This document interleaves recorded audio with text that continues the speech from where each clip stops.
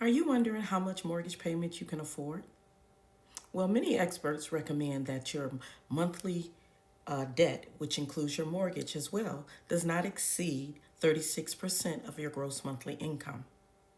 Now, this is what we call debt to income ratio, or some of you may have heard it as DTI.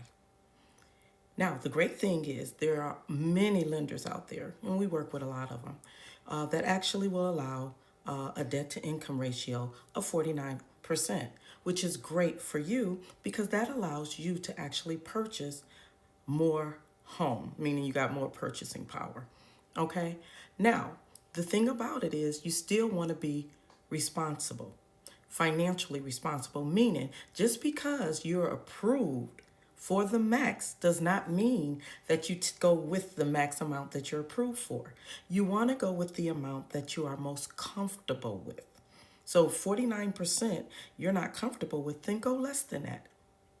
Now, here's a quick breakdown of your debt to income ratio, or as we say, DTI, and how some of the lenders are flexible up to 49%. So basically, the way that you would calculate this is you would take your monthly debt, which would be your car note, credit cards, or any student loans, whatever those payments are. And let's say, for instance, they're $2,000 a month. And then you would take your gross monthly income, and let's say that your gross monthly income is $10,000 a month. Now let's base these calculations at 36% DTI, debt to income. Then what you would want to do is take that $10,000 monthly gross income, multiply that by 36%, and that means that the max that you would be able to have in debt, which is also inclusive of your mortgage payment, would be $3,600. So if we are, as we said, your debt was actually $2,000, then that means that the max you would have available to go towards your mortgage would actually be $1,600 a month. Now let's take a look at a debt to income ratio based on 49%. So what you would do is you would take your $10,000 gross monthly income, multiply that by 49%, which would give you a maximum debt that you could actually have would only be $4,900 a month. So as we said, you had $2,000. If you have $2,000 in monthly debt already, which is your credit cards and your car note, then that means that the maximum mortgage payment you would be able to carry would be $2,900.